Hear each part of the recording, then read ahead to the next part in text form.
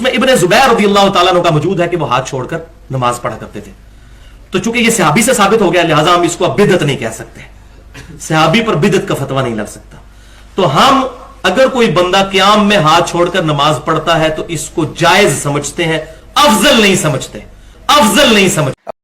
لہذا ہمارے نزدیک محتاط رویہ آخری درجے کا یہ ہے کہ دونوں طریقے سنت ہے, اور اگر جان کی مان پاؤں تو عرض کروں کہ ہاتھ چھوڑنے والا طریقہ ہاتھ باندھنے سے زیادہ بہتر ہے. اب آپ نے اس انسان کے دو چہرے دیکھ لیے. پہلے کہتا تھا کہ ہاتھ چھوڑ کر نماز پڑھنا افضل نہیں ہے بلکہ ہاتھ باندھ کر نماز پڑھنا افضل ہے, لیکن بعد میں جب شیعوں کے ساتھ لین دین اچھے ہوئے فضلو کی طرح, مسٹر فضلو کی طرح, تو تب مرزا انجینئر بھی کہتا ہاتھ چھوڑ کر نماز پڑھنا افضل ہے, بہتر طریقہ ہے ہاتھ باندھنے کی نسبت. جب مرزا سے پھر سوال کیا گیا اس کے متعلق, علی بھیا آپ نے اپنی ایک ویڈیو میں کہا تھا کہ جان کی مان پاؤں تو بتاؤں کہ ہاتھ باندھ کر نماز ادا کرنے سے بہتر ہاتھ چھوڑنے. یار یہ اس طرح نہیں تھا کہ ہاتھ چھوڑنے والا طریقہ ہاتھ باندھنے سے زیادہ بہتر ہے. تو مرزا صاحب پھر اپنے بیان سے صاف مکر گئے. یہ ہے جی وہ حدیث مصنف ابن ابی شیبہ کی جس کو لے کر انجینئر مرزا اتنا واویلا کر ہے. حدیث کیا ہے کہ حضرت ابن زبیر رضی اللہ عنہ نماز میں ہاتھ کھلے چھوڑا کرتے تھے. اب اس حدیث میں دیکھا جائے کیا یہ حضرت ابن زبیر کا قول ہے کہ وہ ہاتھ چھوڑتے تھے؟ نہ تو یہ ان کا قول ہے.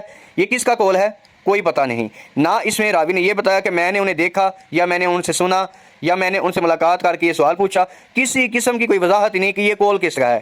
حضرت ابن زبیر کا عمل تو ذکر کیا گیا لیکن یہ کس نے انہیں دیکھا ایسے کرتے ہوئے, کوئی وضاحت اس حدیث میں ہے ہی نہیں. اور یہ کہتے ہیں اس پر کوئی صحیح حدیث نہیں ہے ہاتھ باندھنے والے. آپ نے ساری باتیں پیچھے سنی. اب میں آپ کو دکھاتا ہوں حضرت عبداللہ ابن زبیر جو حضرت عبداللہ بن زبیر ہیں, حضرت زبیر کے بیٹے ہیں, انہی کا عمل میں آپ کو دکھاتا ہوں اور پھر صحیح حدیث کے ساتھ دکھاتا ہوں.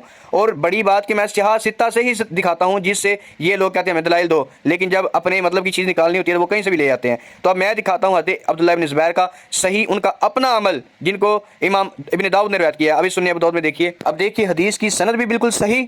اور اب حدیث دیکھیے سنیے ابو داؤد 754 نمبر روایت. حضرت ابن زبیر رضی اللہ عنہ فرماتے ہیں ان کا اپنا قول کہ نماز میں قدموں کو برابر رکھنا اور ہاتھ پر ہاتھ رکھنا سنت ہے. سنت جو شخص خود اس عمل کو ہاتھ باندھنے کو سنت کہہ رہا ہے کیا وہ سنت کو چھوڑے گا؟ اور پھر وہ ہو بھی صحابی.